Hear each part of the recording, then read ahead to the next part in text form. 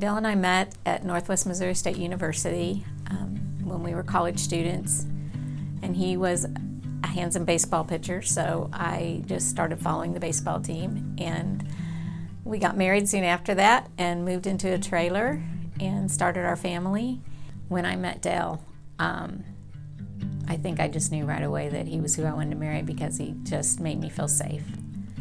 And he was just solid, just a solid rock. And besides that, he was pretty funny. And he liked to be funny. So he was somebody who hardly lost his temper. He was somebody that had wise words. And he was a really good dad. Dale and I had spent our lives being teachers, so we enjoyed just the school activities and being a part of the community with the school. And we were both teaching at Maryville and just nearing retirement. So when Dale died, we'd been married 30 years, almost 31. He was 51 years old. So it was, kind of came out of the blue. We didn't expect it. He had a previous heart attack, but he'd been, we thought, taking pretty good care of himself. So we were hoping we were going to beat the odds, but it just all happened really suddenly. So when something like that in your life happens that suddenly, then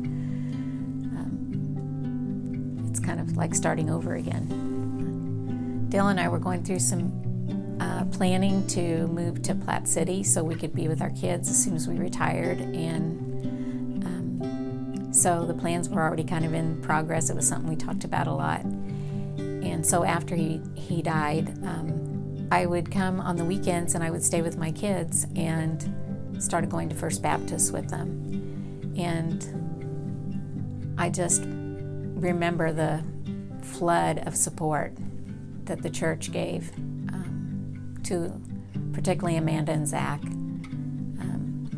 who were going to church here. And I just felt really welcome. And so it was really easy for me to come to church here. So I would come here on the weekends and started going to church here and meeting people. And after teaching one more year, I retired and I moved to Platte City and bought a house. And now the whole family's here at church, all going to church together, and I just feel like the Lord's really worked in that to bring us all here together. I think as Christians, we say what we believe, but whenever we lose somebody, then we have to decide, am I going to really believe what I've said I believe? Do I really believe that I can be content in all circumstances? Those are things that you have to just decide you're going to believe. I just also remember thinking, if I don't believe that this is all true, what are my kids going to believe? If they have to see me be able to really live what I believe. If I fall away from my faith, who's going to fall with me? And so I think one of the things that you have to also grieve is, your kids losing their dad. That means so much to them, but also it was really hard watching the grandkids come and see them grow up and see that they don't even know what they're missing. They don't have any idea what they're missing. So I'm really happy that my kids make it a point to make sure that their kids know him, through stories they tell and things that they do, and that makes me happy. Grief is like starting a whole new life. And there's a lot of things that stay the same, but there's also, you've just got to rebuild everything. So you don't just lose the person you love, you also lose everything that goes with it, like feeling like you're at home and feeling the support that's there with you, and the person you go have fun with, and the people that does the other work around the house. So those are all things you lose too. Those are called secondary losses. So you don't realize how much you lose when you lose someone besides the person themselves. So I think the first thing you have to go through when you're grieving somebody is being able to accept that that person's gone from your life. But then after that, there's a lot more work to do. You know, just making your life something that you want to live again and enjoy. What led me to GriefShare was that I had somebody that asked me that had also lost a spouse, and I knew the days after that Dale had died that the people that came in the door that had experienced the same loss, there was just something about that brought a peace to my heart, because I saw that they were able to live through it. And so I felt like I could too. I don't know, there was just a strength that came from that. You know, one thing I've learned from GriefShare is we all grieve differently. So for some people it feels good to be able to talk about it. And for other people it's maybe too hard.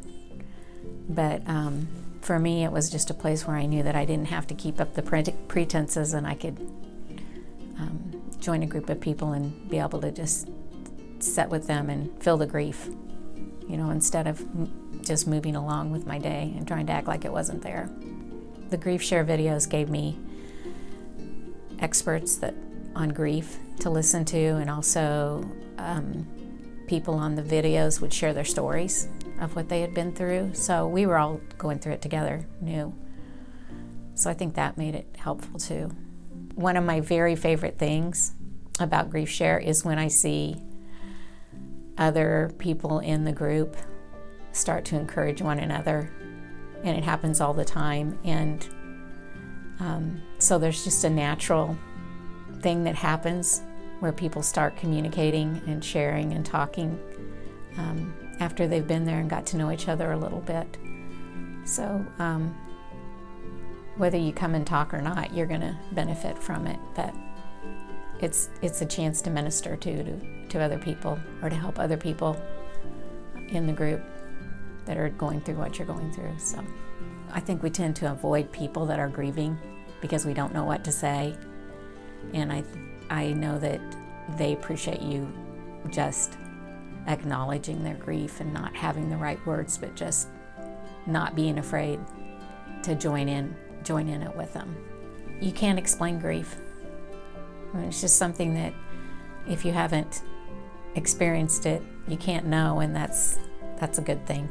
But when you get around people that you don't feel like you have to explain it because you know they're feeling the same things you are, then that's another benefit of GriefShare. So you don't have to be a Christian to be able to feel the comfort from others that are there, and you don't have to belong to our church to come to GriefShare, but you may hear some things that might encourage you. There are two parts of GriefShare that I really like. The first part is just learning to walk day by day, to do the next thing, you know, to get through that day, and to try to be able to see God in all that's going on around you and what you're doing, and to be able to just notice that He's there with you and to draw some support from that. It talks about rebuilding our lives. We talk a lot about our hope in heaven. You want to have the hope for the future, knowing that things are all going to be okay, and knowing that someday you'll be reunited with your loved one. But also just your day-to-day life, knowing that you have something to get up for when you get up in the morning, you know, because God can give you hope for today, and for you to be able to see that you do have a purpose still, that there are things for you to do. And you know, that's one of the things about GriefShare that I hope, I'm praying for people to join me in this ministry, because it does give you hope. When you go through your day, you try to just keep pushing through, and it makes you so tired, you know, and everybody thinks you look so strong. And GriefShare is the place where you can come and you just don't have to put on those pretensions, and you don't have to pretend about how you're feeling. I think Christians can tend to kind of think, oh, I shouldn't need help. I've got God. If I was a good Christian, I wouldn't need to be supported by other people. But GriefShare is something God provides for them to be able to strengthen their faith again. Yeah, one of my favorite sessions in GriefShare is on lamenting. And lamenting is when you have the tough conversations with God. And what the purpose of that lesson is to let you know that it's okay to do that, because it's showing that God is there. It's showing that He's in control, and He has a lot of grace for those questions. And so when we lament, that's one way I think we can get closer to God, and that's why it's probably one of my favorite lessons that we do in the book. I think the thing that I mentioned first to people that have just lost somebody is just to take it one step at a time, one day at a time. Don't think about what's coming. Don't think about 2 days from now. Just think about what you're going to do the next hour,